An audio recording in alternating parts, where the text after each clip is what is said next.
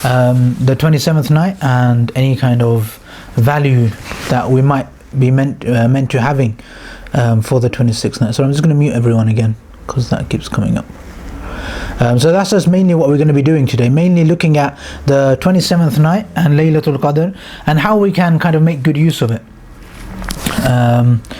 So sorry man, a lot of people coming in. So what I wanted to do for Laylatul Qadr was actually do the MIQ. Yeah, does everyone remember what MIQ is?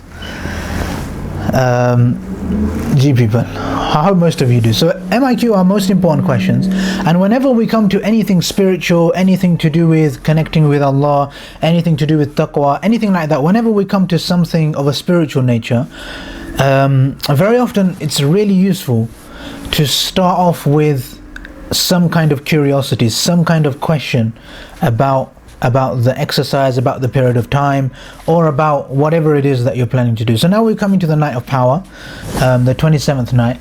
One of the most important things to really make sure that we do is to ask ourselves these questions. So there's three usual questions, which is, what is it? What is the thing that we're asking about?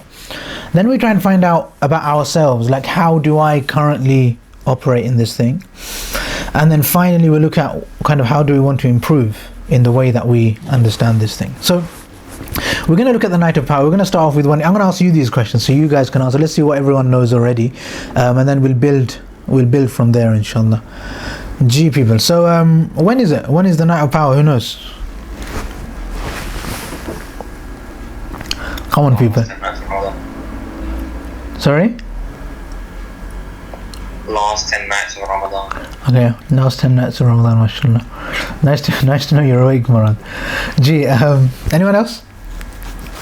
Well, it's meant to be the 27th, but it could be 21st, 23rd, 27th, or 29th. A single or Adad Fardi.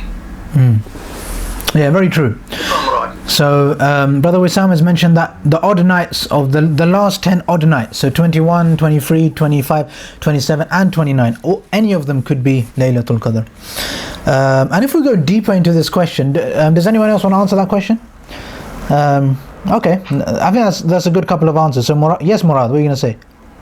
I was going to say there's quite a few hadiths on this, and there's the one there, I think Abu Dawud about the 27th night in particular. There's the one inside Muslim, one Bukhari, I can't remember, about the 27th, the 25th, 27th and 29th night, seeking it in those nights. And then there's just seeking it in the odd nights in general, so, and then there's the last 10 as well. So it's not guaranteed for all of them, there's still a bit of mystery for all of them, but 27th is the most likely. I think if it isn't narrowed down, then I would say, but it's not specific, it's still the any of them. True, okay, so that's very interesting. So what Murad has said is that there's a variety of hadith, like there's more than one hadith basically on the subject. And I think it's important to bear that in mind. So when we have like this, when this happens, when we end up with more than one hadith on a topic, sometimes we get a bit confused, because like now when the Prophet's spoken about something more than once, it can mean that now we have to actually like have more than one opinion. Yeah, so one thing doesn't become one thing. Sorry man, I think the police are here looking for someone. They're proper flying over everything, man. So if there's any background noise, I do apologize. My house, man. Oh, you live just there, innit, customer? And how are you, man? Yeah, well, man. I thought let me just jump in and see what's going on. MashaAllah, man. Good, man. Good to have you, man. Because you're reminding me of school again, man. Walking to school, going to your house. School is a cold, man. Represent, innit?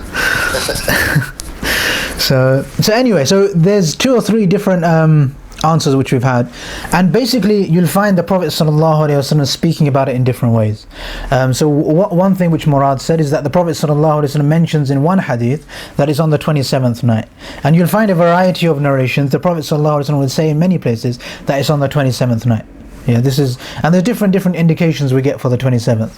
Then at the same time, there'll be different ahadith which will extend it beyond the 27th night.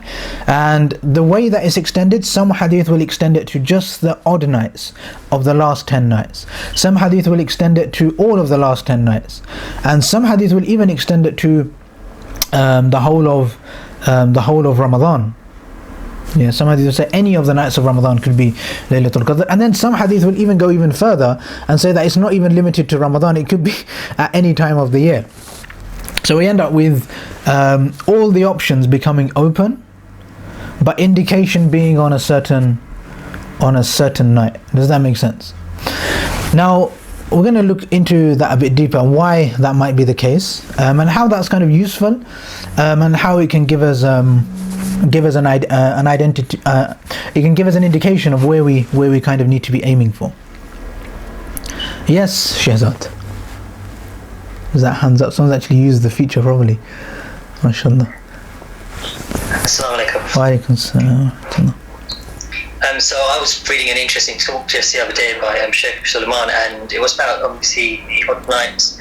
And then, like you're saying, there's so many different obviously opinions of what days, but I think the analogy sort I got from it is that obviously use the last 10 days as it could be any one of those 10 days, and not concentrate on a specific night. Because also what was brought up is obviously we're obviously starting our fast. We started on the Friday. There are people that actually started it.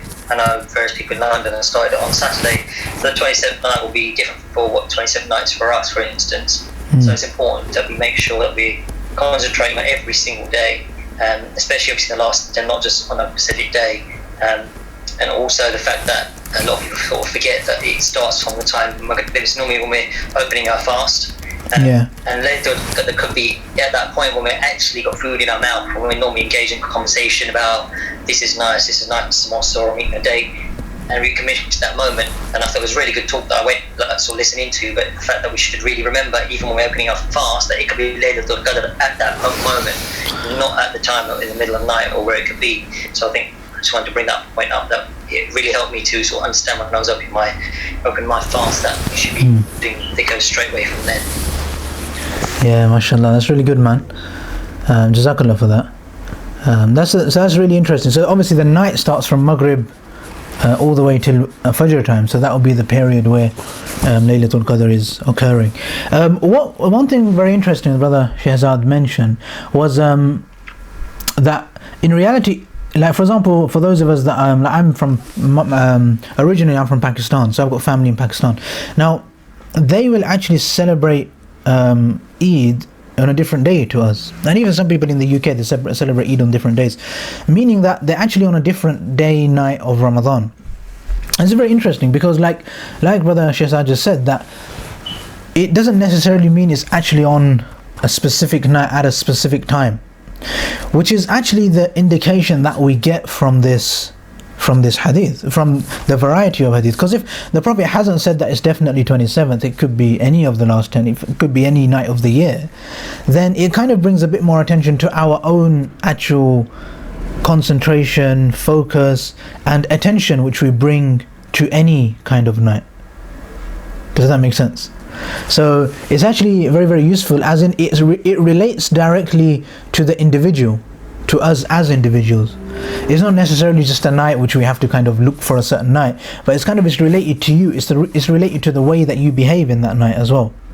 Does that make some kind of sense, or does that need further elaboration? I think that's quite an important point, and obviously that's obvious because everyone has it at different times. It's not like you miss it and you miss it, but it's something which can, you can really work on. So we're going to go through the questions of Laylatul Qadr. What is it? How we kind of usually behave in Laylatul Qadr, and perhaps how we should behave in Laylatul Qadr, what kind of actions we should do. So this is the first thing I want to look at. This is from the surah in the Quran, surah 97. So for any of you who want to get your Qurans out, we're just going to briefly go through the surah. So surah 97 is near the endish. It's about probably about 20, maybe a bit less than that, about 16 or 17 chapters from the end of the Quran. So if you can find the Quran and open it, that'll be really useful. and that has 1, 2, 3, 4. It has 5 verses in that surah. So Surah Qadr, 5 verses. So what these 5? For those of you that can see the slide, these 5 verses, these 5 bullet points here are summarized in these 5 verses. And obviously Allah speaks in a lot more eloquently. But what we'll notice is that if we were to summarize those 5 verses, we'll be able to summarize it with these 5 kind of phrases. Yeah? Has everyone got that? For those of you that want to get a Quran, it'd be really useful. So if you get a Quran, you can actually follow through the verses that we're going through. So the first verse, it tells us, so I'm just going to briefly go through it in English, and then we're going to come on to the Arabic. Yeah, so the first verse number 1, it tells us that Laylatul Qadr is a night of the Quran. Yeah, this is really important. So the first thing we actually get told is about the Quran, not about the night. Nothing interesting about the night. Yeah. Second verse tells us that the night is extremely unique. Yeah, that it's unique, very high value. So it's like you can't, if you miss it, you kind of miss it. Yeah, it's very, very high value and it's very unique. You can't fully understand how unique it is. So the first verse tells us about the Quran. Second one tells us how unique the night is. The third one tells us that the night of Laylatul Qadr is better than 1,000 months. Yeah, that's the third verse. It tells us that it's better than 1,000 months. The fourth verse tells us that lots of angels and like very special angels come down on this night. So lots of angels and lots of special angels. That's what the fourth verse tells us. And the fifth verse, it tells us of how deeply tranquil and peaceful the night will be. It describes the night as very serene. It's completely peaceful and like it kind of, you know, the nights when you actually are able to concentrate in your prayer and you actually connect with Allah and you're actually able to pray properly the way you're meant to pray. It's one of those nights. Does that make sense? So again, what Brother Shahzad kind of mentioned is, if people are experiencing Eid and Ramadan on different days, then on top of that, it's possible that even the Muslims who are celebrating Ramadan on the same day, it's possible that somebody had their night of power on a different day to somebody else. Does that make some kind of sense now? Because if the last verse here, it tells us about the fact that it will be a peaceful and serene night, it kind of tells you that you're going to be very, very connected with Allah. You're going to be in touch with your spirit like you're not normally. You're going to be more focused. You're going to be more in touch with Allah. So therefore, it could be that like somebody might mess up during Ramadan. They may not be able to get the night of power at all. They may not seek it at all, so they won't find it. It won't exist for them. Yeah. But somebody who's seeking it, then that person, they'll find their night of power when they manage to attain the most peace. So that's one of the signs that you've managed to attain the night of power, that you've managed to really go into a level of peace which you've never been at before. And also, like we've mentioned before, the peace which Allah gives us is unlimited. The light which Allah gives us is unlimited. So if we're able to experience this, the whole motivation which we have here is to seek something which we don't usually have. So we seek that tranquility, and then when you attain it, then you never lose that. You keep that as your base level, and then you continue growing from there. So it's a night of like perpetual, very extreme kind of growth that happens on Laylatul Qadr. Is everyone okay with that? Those are the 5 verses of the surah. So I just wanted to go through the English, and now here's the actual Arabic here. So for those of you that can read Arabic, you can look at it might be useful for you to look at the Arabic. And obviously, considering the Quran dedicates a whole surah to the night of power, it's important to know what the Quran says directly. And then even if there's more indication we get in the hadith and stuff, the Quran is always going to be like the main thing which we can look at. So, Bismillahir Rahmanir Rahim. Inna anzalnahu fi laylatil qadr. So inna, verily we revealed it. The who is talking about the Quran. So we revealed the Quran fi laylatil qadr, in the night of power. So this is the first blessing of Laylatul Qadr. This is a big indication as to what we should kind of engage ourselves with on the night of power, and how we should occupy ourselves. So this is one very important thing we should do there. obviously reciting the Quran, and obviously it's better if we recite the Quran even inside our prayers. So that's one thing. Allah talks about that the Quran was revealed. That means that the night is quite amazing. Then Allah says, وَمَا أَدْرَاكَ مَا لَيْلَةُ الْقَدْرِ. You won't be able to perceive the true value of Laylatul Qadr. Yeah, it's something beyond your comprehension. You can't really understand how powerful and how useful Laylatul Qadr will be. You can't understand that. You can't really come to grips with that. It's beyond your comprehension. Then Allah says, okay, you're not actually going to understand it, but here's a metaphor so that you can try and understand it. Yeah, so verse 1 is about the Quran. Verse 2, you can't understand it, beyond comprehension. Verse 3, even though it's beyond your comprehension, let's give it a go. Let's see. This might help you understand to some extent what kind of value this night has. So Laylatul Qadr, the night of power, khayrum, is better min alfi shahr, than 1,000 months. So this is the bit where Allah talks about Laylatul Qadr being better than 1,000 months. But again, it's important to understand that this is whenever in the Quran you have like 1,000 or 70, or the Prophet ﷺ used to use 70 a lot. So he used to say this is better than 70 years, like this is, you'll get 70 like trenches dug between you and the fire. There's so many things the Prophet ﷺ describes as 70, sometimes as 100. And when we understand this, we realize that the reason these numbers are used is just to explain the amount which this thing will actually exist on. Like, it's to explain how numerous it is, how much it is. So Laylatul Qadr khayrun min alfi shahr. Like, it's not always important to get calculators out and try and kind of be all like too literal about this. So it's a very, very extremely powerful. Allah has already explained that you're not really going to understand it, but this is to help you understand it, that its power is more than 1,000 months. It's super powerful. It's really going to like transform you on another level. Laylatul Qadri khayrun min alfi. So it's more powerful than 1,000 months. Tanazzalul malaika. Then, so that was verse 3, yeah? Well, Allah speaks about better than 1,000 months. Then, let me just move my people. Then, tanazzalul malaikatu. Tanazzala, come down, like descend. Malaika, some of you may know, means angels. So the angels descend. What ruh? And the ruh refers to, according to, there's a bit of a difference what ruh actually means. A lot of people say it means Jibreel alayhi salam, the archangel. And other people say it just means like a special angel who's designated specially for Laylatul Qadr, or for this moment of transformation, who comes at that time. So malaika, lots of angels come, and then a special angel comes as well. Fiha, in the light of Laylatul Qadr, bi'idhni rabbihim, and this is all with the will of Allah. So Allah is fully aware of all of this happening. And obviously, like, this is important, because if the angel is coming down, like, there's a limit to how much an angel can help you.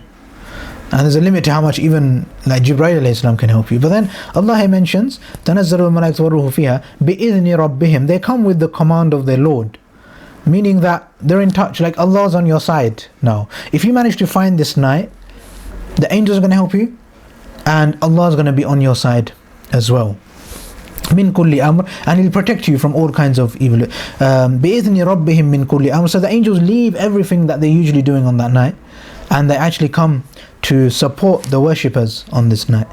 And obviously and they bring the help of Allah and the blessing of Allah to the people. Does that make sense? That's the 4th verse. Then the last one, Salamun hiya hatta matla'il fajr. Salamun means peace. Here is referring back to Laylatul Qadr. So Laylatul Qadr is a very peaceful night. Extreme tranquility there. Like, you'll notice that you're actually able to focus more than you've ever been able to focus before. You're able to connect with Allah more than you've ever been able to connect before. You'll experience a state of tranquility which usually you don't experience. And that's when you'll be able to appreciate your night of power. So that's one of the signs of your night of power. So salamun here, you'll be able to experience deep tranquility hatta matla'il fajr, until Fajr time. So this is just to explain when the night of power will stop. So when Fajr time starts, then it'll be time to pray Fajr. So it won't be time to be kind of the time of Laylatul Qadr, the time of the night of power, will have ended. So it shows that it's a very powerful time. Usually this time, in this country at the moment, about 2 o'clock in the morning, between 2 and 3 in the morning, very, very powerful kind of time that to be used. And obviously, like Shazad said as well, like it actually starts from Maghrib time. So I mean, if you take another meaning of this verse, salamun, it will be tranquil. Hatta means until. So you'll keep this tranquility until Fajr time. So if you start from Maghrib time, you've got a long time of tranquility. Does that make sense? I hope that kind of helped people understand that surah a bit deeper. Let me just check the chat quickly before I move on. Does anyone got any questions about that? No, I don't. Okay, that's good. Let me just see what Sister Good. I've got a question. Sister. You're good. Yes, go on. Yeah. So you're saying like so from today's Maghrib Yeah. until tomorrow's Fajr, Yeah. whatever you want to call it. Yeah. That's when the night of power is. Yeah. Okay, you missed one of the points. So one of the points is it's not necessarily 27th. Not as Yeah. bad. So that's Okay, got it. but the thing is, there's a lot of indication that says it will be close to 27th, but I think more important than whether or not it actually is the 27th is whether or not these conditions are being met for you. So for example, the conditions here according to this surah will be that you've got a lot of Quran going on in that night.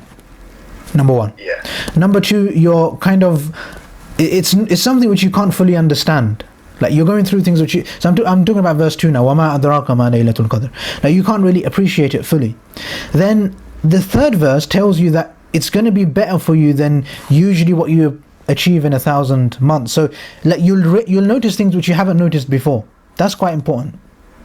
Yeah. If you're going to have the kind of if you're going to have an awakening of 1,000 months, if you're going to connect to Allah like in one night, the way that you usually connect in 1,000 months, it's going to be pretty deep. So you'll notice that. Does that make some kind of sense? Yeah, that makes sense. I'm only saying that because you know how us Southeast Asians, like Bengalis and Pakistanis and Indians, wherever, Yeah. we emphasize the 27th of the night, like all the way till the next day to Rabi Namaz. You get me? Yeah. Yeah, I get what you mean. I just I don't know if it just loses the meaning of like it's in the name, the night of power, the night. yeah. You get me? As opposed to the day of power. You get me? True. Yeah, definitely, man. And as well as that, I think people miss this point as well. About the fact that it's kind of unique to you. It doesn't have to be your effort in. It's not like some kind of. It's not like winning the lottery. That's not exactly. I think sometimes we kind of compare it like just trying to get loads of rewards. But it's more about like how you actually benefit from it. So, but yeah, man. Thank you. Does that help at all? I don't know whether I even answered your question. Yeah, no, it helps. It's just like, as I said, like, because you know my earlier question, in the morning when I messaged you, I was like, is it from one Tarabi Namaz to another Tarabi Namaz? Oh, I didn't even understand your question properly, to be honest. But yeah. As I said, it was so early in the morning, I was like, I don't even know why I'm messaging you. Oh, okay. Yeah. Now, but again, just looking at this surah again, so the angels come down. Now, like this could be the angel, like verse 4 for example, تنزل الملائكة والروح فيها بإذن ربهم من كل أمر. So the angels will come down and Jibreel alayhi salam will come down. Now this will be a personal experience as opposed to something which will definitely be happening to everyone at the same time. I think what I'm trying to say is that the actual time is actually not even that important. It's more about whether or not you've got yourself into a state where you're meeting the conditions of actually benefiting from Laylatul Qadr. And then this last point of salamun, this is where it finishes off, that if you are you actually having peace? Are you having tranquility? And have you actually experienced a connection with Allah? Anyway, I'm going to read Sister Goldson's regarding to others' research. Laylatul Qadr is not just a night because of its the sky festival aligns with.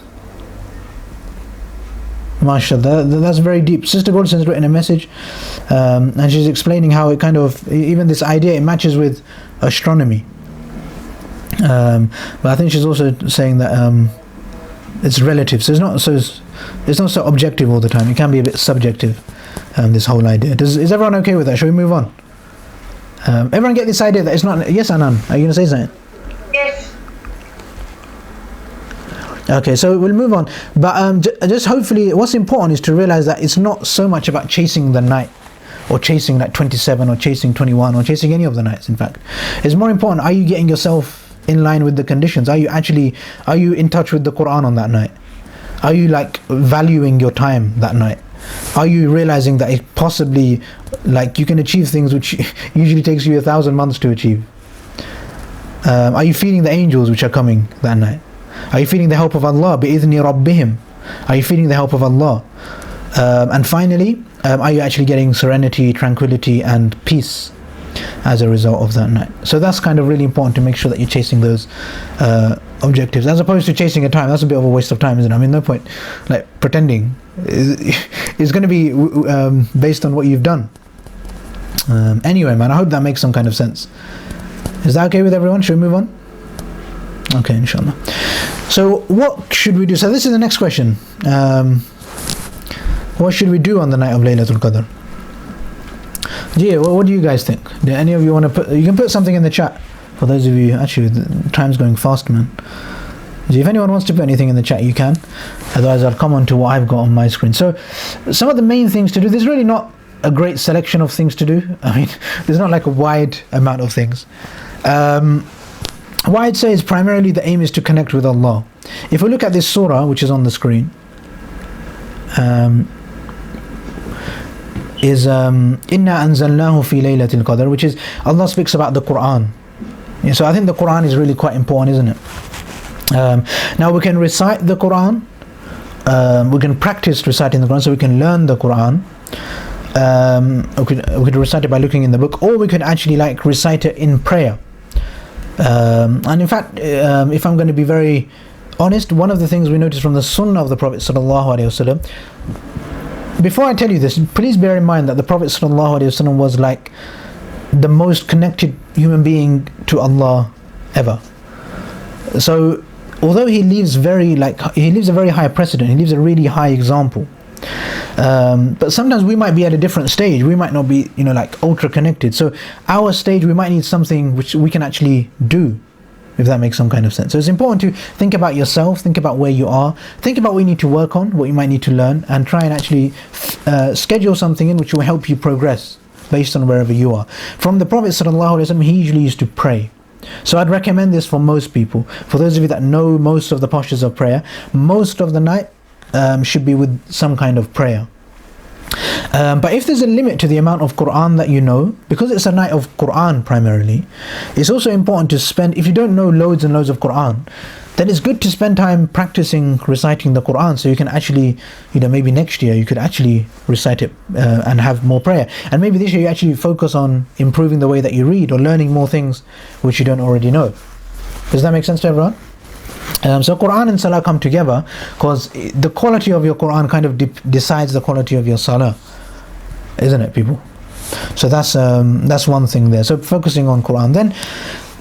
Then we've got dua, and dua is the point where we actually ask Allah for the things that we need, and this is really, really important as well, to actually get in touch. And this is actually, let me just read the message on the chat. I think Brother Shehzad said the night starts from Maghrib. You must ask yourself why you are looking for the night of power, and I think that's really, really important, isn't it? That's a very good message, Brother Shehzad. Like, it's so important to know why you're looking for the night of power. What do you want to achieve from it? What are we trying to do? And I think that's really, really important. So dua is one thing which helps get us in touch with what we kind of want. Why are we going in the direction that we're going? And one of the prerequisites for dua, which we've covered a little bit, is the importance of having the correct belief system. So if you want your dua to be accepted, you kind of should also be aware that Allah accepts your duas, that Allah looks after you, that you're worthy of getting your duas accepted by Allah. That's quite important. Yeah. So that, I think one of the best ways to develop the correct belief system is by having a regular gratitude exercise. And gratitude is very similar to what the Shehzad's question, because it's kind of not necessarily, the more you do gratitude, the more you realize it's not so much about gratitude. It's more about figuring yourself out a little bit, that who are you? Like, what is there that you have in your life? And then that gets you in touch with who you are, how connected to Allah you are at the moment, how much, if we take Shehzad's question, like why are we looking for the night of power? Like, where are we trying to get to? So I think that's a really important thing. And I think while Shehzad was speaking at the beginning, I wrote this down as a note, which is that the night of power can be different for different people. To the extent it might be different for you, it might be on a different night for you, and it might be on a different night for your wife. Because you happen to meet the conditions on one night, and your wife happened to be, I don't know, she might have, been not as concentrating as you, so on another night she happened to find it. And the same, sorry, I know it sounded like I'm just addressing men, but so also the same with your husband. So it could be for you or your husband or your spouse. I should use the word spouse, shouldn't I? But yeah, I think it's important to keep that in mind, and obviously for your kids as well. And for those of you that have kids, or for those of you that have parents, you'll notice that you might be finding that you've attained the night of power on a night when your parents didn't have it on that night, and they might have it on another night. Is that okay with everyone? Does that make sense here? Hope that makes sense. So those are the three main things. Is everyone happy with this list of things to do? Does anyone do anything else apart from these kind of things? Apart from Quran and Salah, which is kind of obvious, dua, which is we asking for Allah, and then something to prep you for dua, which is just to explain gratitude. Because the thing is, when we do dua, if we come into gratitude with a mindset that we don't know anything, that we don't have anything, it kind of makes it difficult for you to dua. So it's important to do dua. My sister saying zikr, which is very important. Zikr means remembrance of Allah. And it depends how you understand dua, but very often zikr and dua, we've kind of put them into the same. We said there's dua, and there's two types of dua. There's one dua which is where you kind of there's one dua which you ask Allah for something generic, long term, or you kind of affirm that you are pious, kind of thing. So you ask Allah for taqwa, you ask Allah for iman, for strength of iman, for belief, or all of these kind of things. Or you, like Brother Asmil has said, you ask Allah for forgiveness. Istighfar is asking for forgiveness. So that's a dua. Most of the dhikr that you do will be a dua. Or most of the istighfar would be asking Allah for something. So our prayers, so just to summarize it, prayers are 5 times a day, and they're reminders of Allah. And then in between we have du'as. Some of you might call these du'as zikr. For example, before you go to the toilet, you remember Allah. The dhikr means remembering Allah. The du'a's aim is to remind you of Allah and bring the awareness of Allah. Before you go to the toilet, just bring the awareness that Allah's going to help you here. Then you come out and you bring the awareness, how did Allah help you? Before you eat food, you make dua. After you eat food, you say Alhamdulillah. So these du'as are very often, yeah man. So du'as are very often, like they cover quite a few things. They'll cover dhikr and they'll cover istighfar, definitely. So that would be part of your dua. And if you can actually put this as one section, then you don't have, so doing tasbih this is more of an affirmation. So in terms of your tasbih, you're kind of saying, what would you say in tasbih? Subhanallah, walhamdulillah, wa la ilaha illallah, wallahu akbar. So we say Subhanallah, glory is for Allah. So you're remembering Allah again. Subhanallah, walhamdulillah, you're saying Alhamdulillah. Most of the du'as which we say after something is just to be grateful for Allah. Wa la ilaha illallah, there's no worthy of worship but Allah. Yeah, so these are kind of affirmations, and I definitely think these come under du'as. So and just based on that question, because the sisters who are, for example, if there's any sisters who aren't fasting all the days of Ramadan, and you still want to do some spiritual activity, then you can't do Quran, you can't do Salah, but the one thing you can do is du'a. Yeah, so that way, if you have it in this nice category, you'll understand what it is that you're allowed to do, and how it works. So I think nearly everything comes under du'a, if I'm honest.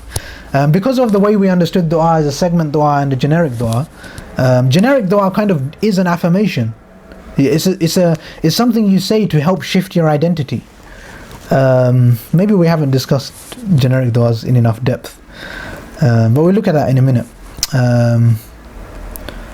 Yeah man, brother Wissam said halakat, which is interesting. Any questions, or shall we move on? Okay, so what I want to move on to is you guys just to take just a few seconds just to ask yourself what's been going on for your Laylatul Qadr at the moment.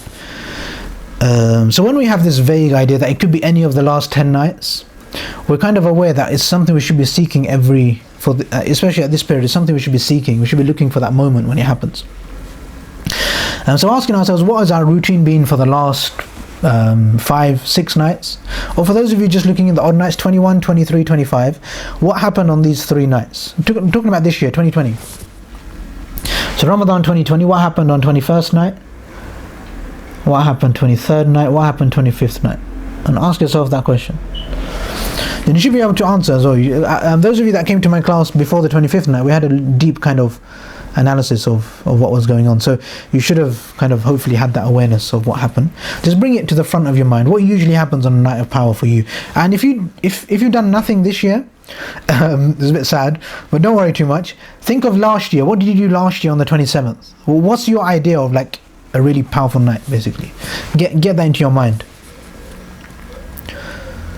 And now just bring to mind, especially for this year, if you're looking at 21st, 23rd, 25th, what was the biggest obstacle? What kind of held you up?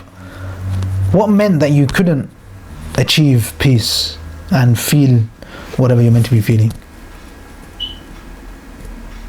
And at the same time as identifying the problems, not at the same time, actually identify the problems first. And once you've got a couple in your mind, maybe it's your phone, maybe it's the people you're around, maybe it's just your brain not being focused, maybe there's something you just need to do. Then after you've got a couple of problems, identify something you're proud of, which you've achieved in the night of power, maybe last year, maybe this year, based on the few nights we've had. So something which you really did feel something different. You changed, you felt like something which you never felt before. Yeah. And just ask yourself those questions and go into that, and that would be good for. And then remember, tonight's the 27th night. So how do we prep for tonight then? So this is we've done this before the 25th night, I think. But we're going to do what I call a segment dua. So from the 2 types of dua, one is a kind of affirmation like istighfar, I seek forgiveness, which is I stay away from sins, basically. We do tasbih, we say that Allah is the greatest.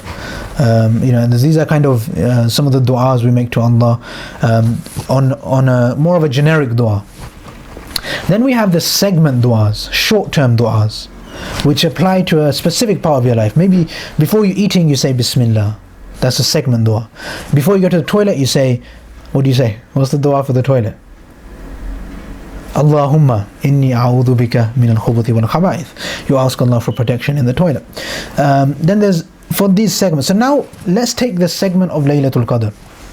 So for those of you that want to start from Maghrib time, you can do.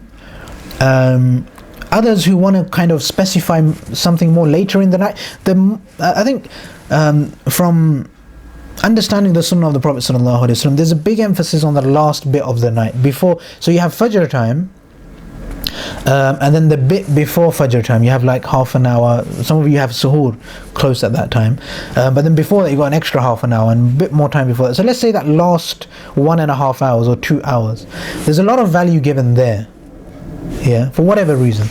But generally in this country you're looking at what time are we looking at? We're looking at about 2:30ish, 2 o'clock, let's say, in this country.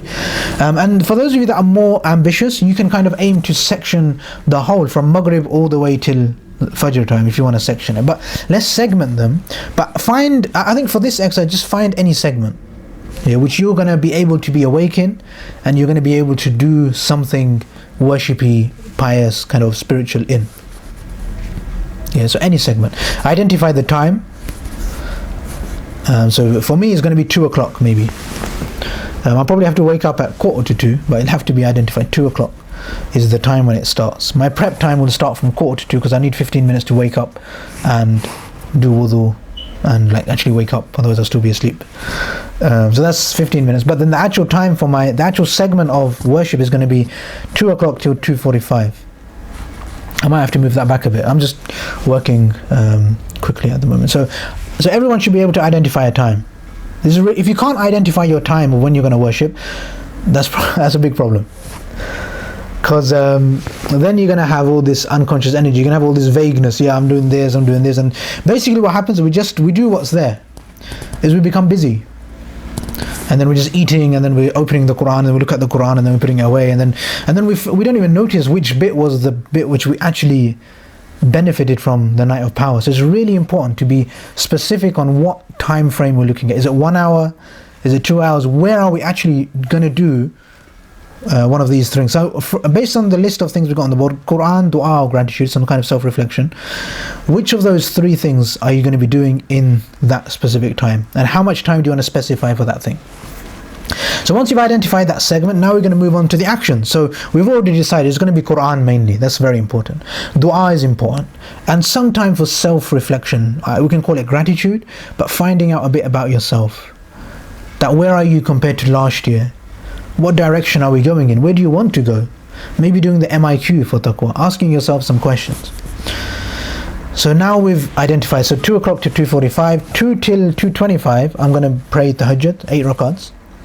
And then for the then 25 till 35, I'm going to prep myself for dua, which is going to involve gratitude and identifying where I currently am in terms of my relation with Allah and with whatever I want to make dua for, but where I am at the moment, what has Allah already given me?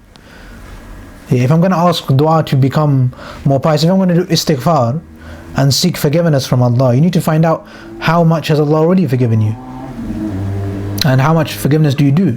What kind of relationship do you currently have with Allah? So I'm going to spend 10 minutes doing that, kind of figuring that out, and then from 2:35 to 2:45 is going to be dua, to actually now it should be into the state of actually awareness of what I have. So now actually asking Allah for what I want. So those are the actions. Those are my actions. You can all identify your own based on your own timeline. So now, has everyone done that? So we've identified the time, the segment. Mine is 2 to 2:45.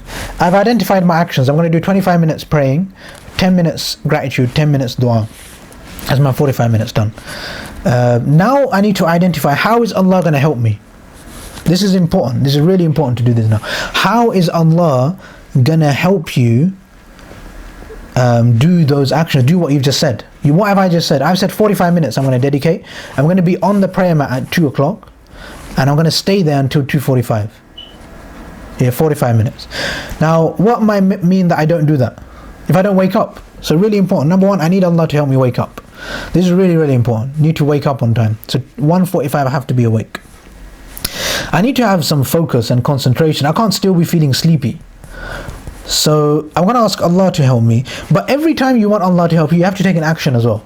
Yeah. So I want Allah to help me wake up. So I'm going to tell my wife to wake me up, and I'm going to set an alarm. Those are two things. And I might tell my brother to wake me up actually as well. But those are my actions. But I'll probably wake up anyway, because once you make dua, things just happen automatically. So that's one important thing. Another help which I'm going to need is to not feel sleepy. So now there's different things. One, you can make sure you do wudu with cold water. That's quite a simple way. So when you go downstairs, do wudu, throw cold water on your face. Maybe before you go to do wudu, you could try doing about 50 press-ups. That really helps wake you up. That might not be from the sunnah, but whatever wakes you up, man, if you're feeling tired, whatever puts you in a state of actually being awake and focused. So press-ups can usually help. Any form of exercise kind of helps. For those of you that prefer like simple things, like you can maybe try breathing, but that can put you to sleep as well. So I'd recommend like 100 press-ups in that time. So you sorry? Do you expect us to spend the whole night just 100 press-ups? Bro, that's 5 minutes, man. You just wake up. You wake up at 1:45. 100 press-ups, 150, 155 cold water kind of wudu, and then you got 5 minutes to go and stand on your musalla, stand on your prayer mat. I'm going to say this. Next time I come to the Conscious Mosque here, I'm going to put you to it, and I'm going to time you 5 minutes, 100 press-ups. I'm sure people can do that, man. I could do about, okay, let's not talk about what we can do. I'm sure I can do about 40 in a minute. So in 5 minutes, you should be able to do 100. Okay, just 10, man. Just 10. Just 10 for everyone. 1 minute. So how many ever you can do in 1 minute? But you have to push yourself a bit, innit? So for me, it'll be about 35. But I'm sure most of you are like you guys are the ones always in gym, man. But just something to wake you up, man. Hello, I can confirm you can do 100 press-ups in 5 minutes, yeah? MashaAllah. Alpha's my personal trainer, man. It's only because of him I can actually do any press-ups. But anyway, man. So that's another thing. We need to be able to actually wake up. And then bringing that focus and concentration to the prayer mat. So now you've done you've washed your face in cold water. You've probably not done any press-ups because you couldn't be bothered. But you've gone upstairs and you've now actually put yourself on the prayer mat or wherever your praying place is. And you need some concentration there as well. So now ask Allah for help there in terms of actually concentrating. Does that make sense? So this is basically this is a segment dua. And this is how you make a segment dua. So you identify the segment, 45 minutes. You identify what you're going to do, which is pray, gratitude and dua. You identify what you might need to do to make sure that's possible. And then you ask Allah to help you get all of that help which you need. And then afterwards, so at 2:45, you actually self-assess and look back at the last 45 minutes of your life and see how they went. Is that okay with everyone? That's a very basic segment dua. So now all of you have now made dua for your Laylatul Qadr, hopefully. So you can ask Allah for these. You should be able to identify the specific help that you need, which is maybe waking up, maybe concentrating, maybe getting yourself on the place, maybe doing a bit of breathing, whatever it is that you need to do, and then actually being able to concentrate and taking that help from Allah. And then even when the time comes, just saying things like Bismillah and doing a bit of dhikr, it can always help you kind of get back on track. So one of the reasons I said gratitude before dua is because of the importance of resonance, which is actually believing that you're going to get what you're asking for. So you should be asking for things which you deserve, and which you believe that you deserve, and which you believe that you're worthy of getting. So if you believe that you're worthy of being connected to Allah, then you should ask that. If you want taqwa and you believe that you deserve taqwa, and that you, whoever you are somebody who can attain a higher level of awareness of Allah. When you believe that, then you're able to then you're in a state to make the dua and then notice the dua come alive, manifest in your life. So the key message here is you deserve it. Whatever it is you're asking for. The reason I do 10 minutes of gratitude before dua is because you need to, your dua should be stuff which you actually deserve and which you believe that Allah will give you. Yeah, so that's important to actually get into that state of knowing what Allah's already given you and how Allah, is helping you, and what is that you need next in terms of your journey in life. Does that make sense? The resonance thing. I know we've done this a few times, but I think just reminding ourselves how vital resonance is when it comes to any questions. Gee, I think Sister Gulson's written something. I waken up as my mind was reading Suratul Qadr. I just realized that we are in the last 10 days of Ramadan. MashaAllah, man. Sister Gulson always shares some very deep insights, man. But it's very true. I think we'll all have that on a different level. Just realizing that it's Laylatul Qadr. One is that there's Laylatul Qadr, and then one is actually realizing that wow, it's Laylatul Qadr. Abdullah, you're disturbing everyone. Let me just mute everyone. Gee. So that's that. So that's it's important to know that you deserve it. We've got about 5 minutes, man. Should we do some Quran? Gee, any questions from anyone, or should I give you some Quran? Oh yeah. So I was learning from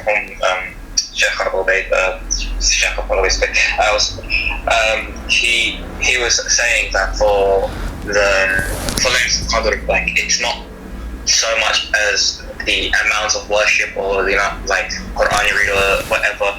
It's about purifying your intentions and your heart, making sure that you're doing this for the sake of Allah, regardless of where out or how much you've done. You did that with pure intentions, because that will mean a lot more than someone who just doing it just because it's let's say just go to a statement, just go to night. A lot of people might have not done anything for the whole Ramadan or anything like that, and it's what, I might as well do it because it's worth so much. But they're not really thinking about it so much. They said purify your intentions and make sure that your heart is clean when you do this, and you're doing this for the sake of Allah, sincerely, and regardless of what you do, you'll be given the rewards, inshallah. Inshallah. Yeah, that's true, man. MashaAllah. Abdullah, are you going to say something?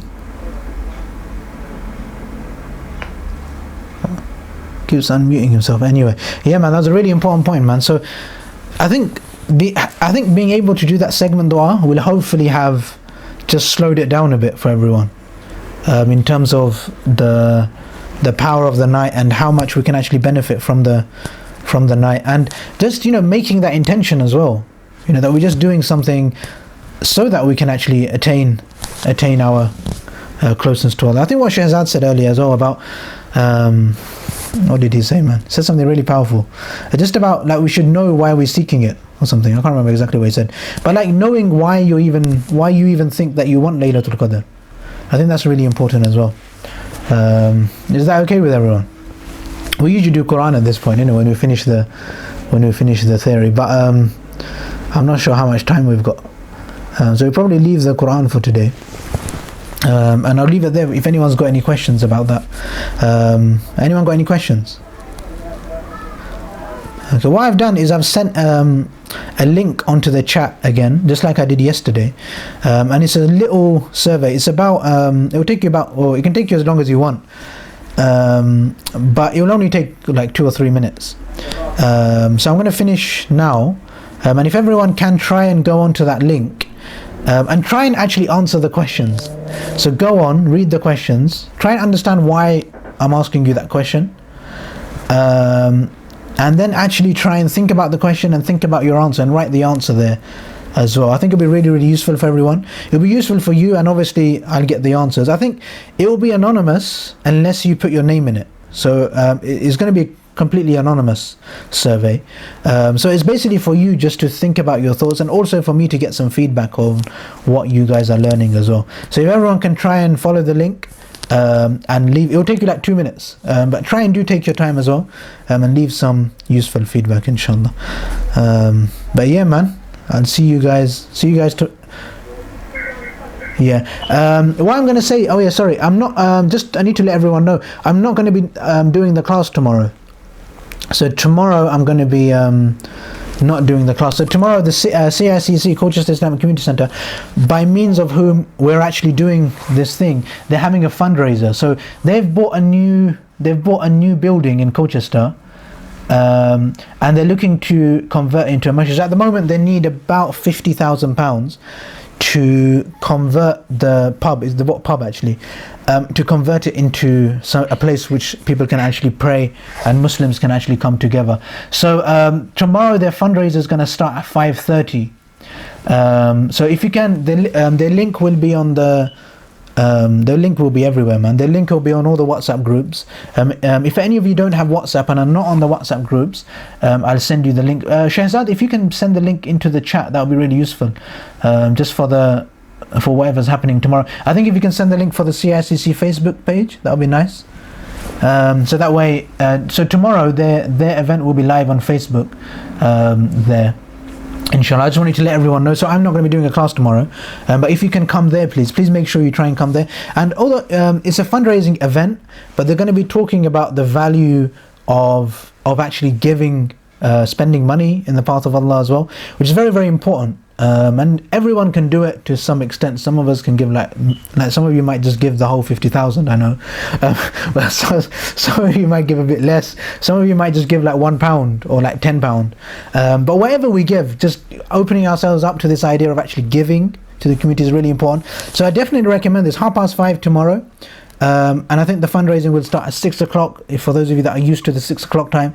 But definitely try and come and learn a bit about the importance of giving. And maybe, obviously CICC is a Colchester based charity, but they do stuff for the wider community as well. So it's really good just to find out who CICC are, what they're about, what they're kind of doing, what activities they do, and how they're helping the community in their different ways. So I definitely recommend being there for tomorrow. The links, Shahzad just sent the link there for Facebook.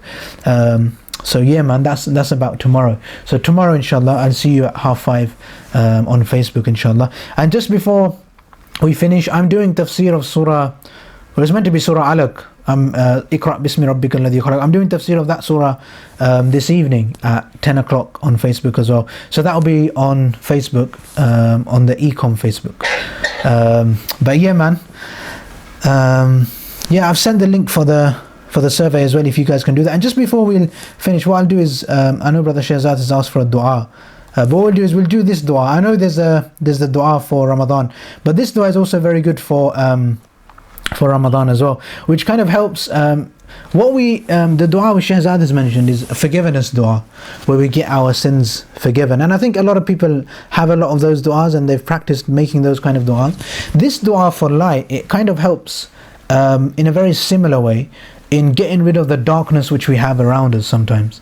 So sometimes if we have sins, if we need to ask for forgiveness, if we're able to realize that Allah is a light and we're able to bring light around us, we're able to notice the evil that we sometimes have in our lives as well a little bit clearer. So we'll finish off with this dua. So is everyone ready, yeah? Allahumma ij'al fi qalbi nura. This is in our heart. Gee. Abdul Hafiz, are you not going to read it? Allahumma ij'al fi qalbi nura. Good. Wa fi basari nura. وفي سمعي نورا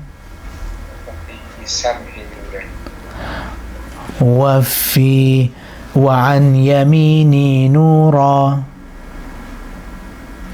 Good, sorry, I just had to mute everyone. وعن يساري نورا